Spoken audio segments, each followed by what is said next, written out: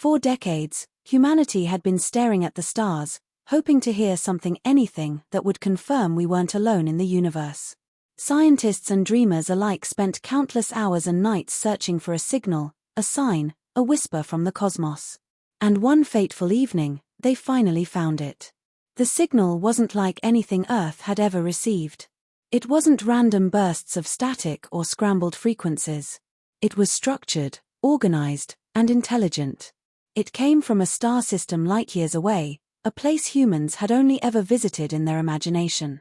Dr. Emily Spencer, a leading astrophysicist, was the first to confirm the discovery.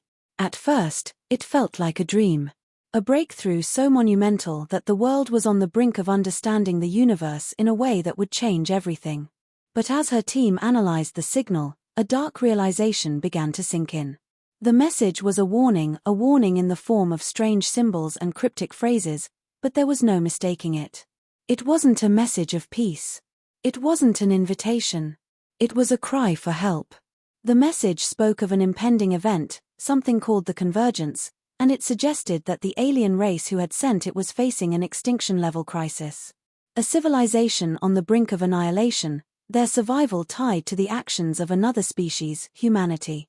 The more Emily and her team decoded the message, the more they understood. The aliens needed human help, but what they needed wasn't clear. The message cut off abruptly after delivering one last cryptic warning: prepare for the dawn. The darkness will come. As the news spread across the globe, governments scrambled to respond. Panic spread as people wondered if this dawn signified the end of Earth, or if this alien race was trying to manipulate humanity into doing something dangerous. Yet, some remained hopeful. Maybe this was a moment of first contact, a moment of unity in the cosmos. But then, everything changed. Less than a week after the message was decoded, strange phenomena began happening worldwide. Technology started to malfunction in bizarre ways. Satellites went dark. Electric grids shorted out for no apparent reason. At first, it seemed like an isolated series of glitches until entire cities lost power, planes fell from the sky, and communication systems broke down across the globe. Dr. Spencer began to wonder if the warning wasn't about something they could stop, but about something they were already too late to prevent. The aliens had shown they knew Earth, they knew humanity. But what had they seen that caused them to send such a cryptic message? Was the dawn a cosmic event, or was it something far worse? The unsettling truth gnawed at Emily's mind. If these aliens were in such a desperate state, then what was coming for Earth, and how was it connected to the Convergence? The dawn arrived not with a bang, but with an eerie silence. The stars themselves seemed to dim, and Earth plunged into a deep, unearthly night. No light, no sound. It was as if the entire planet was holding its breath.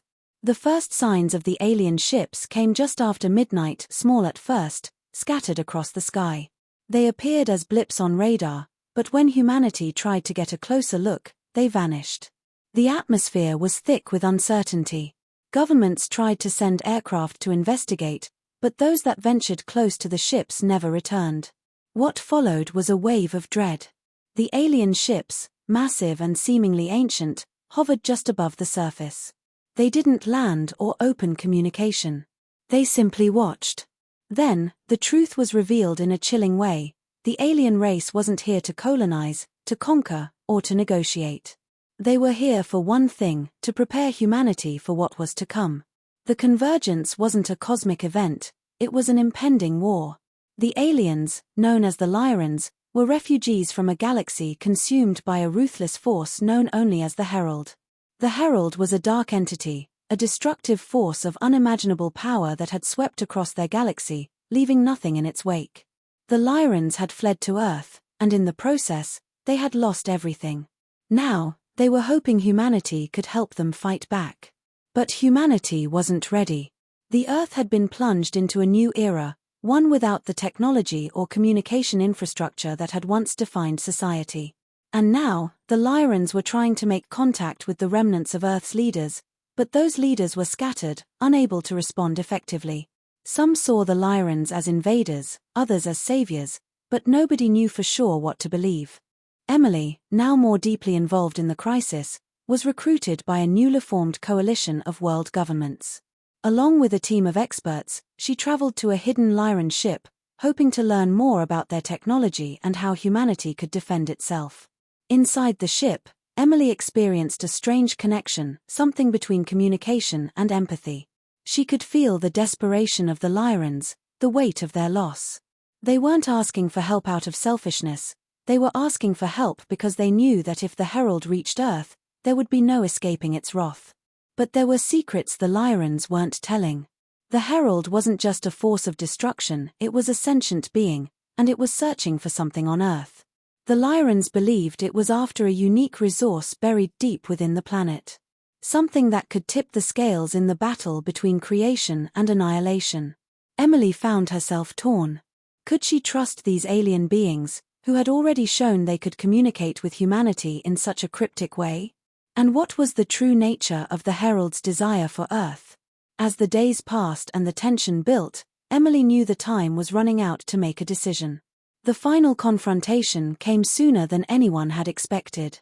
The Herald arrived, not in a flash of light, but in waves, a darkness that crept across the sky, blocking out stars, and consuming everything in its path. The Lyrans had one final piece of technology, a weapon, ancient and powerful, but the Herald was relentless. It knew how to avoid the Lyrans' defenses, and it knew how to destroy everything in its path. In a desperate move, Emily and her team worked to activate the Lyran weapon. It was an intricate system, powered by the very resource the Herald sought, an energy source that resonated with both life and death. The process to activate the weapon was chaotic and dangerous, requiring the combined energy of both human and Lyran technologies. It wasn't just about fighting back, it was about survival. As Emily stood at the heart of the Lyran ship, she could feel the tension in the air. The Herald was closing in. The final countdown was ticking away. In that moment, something unexpected happened. The Herald reached out, not to destroy, but to connect. It wasn't an alien force, it was a being. A consciousness. It spoke to Emily, not with words, but with raw emotions and images.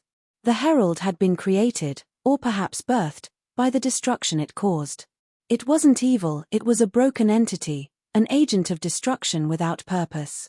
And in that moment, Emily understood. The Herald wasn't looking for Earth to destroy. It was looking for a way to heal, to find peace after an endless war. And humanity, in its youthful innocence and potential, held the key. With the Lyrans and humans working together, they used the weapon not to destroy the Herald, but to heal it, to bring it into balance with the universe. It was a risky maneuver, but it worked.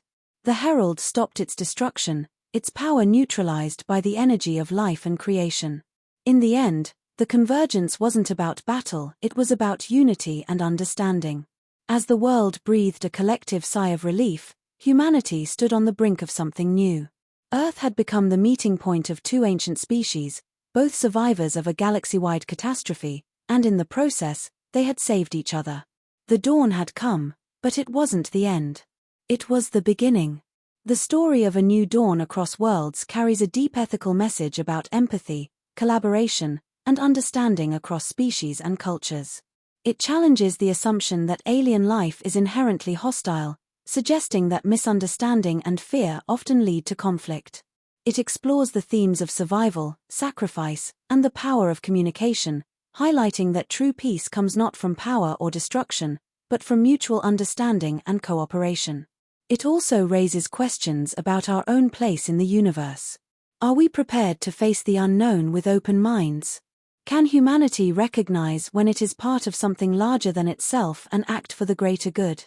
The ethics in the story remind us that survival isn't just about fighting for ourselves, but fighting for a collective future, where different species and worlds can coexist and heal together.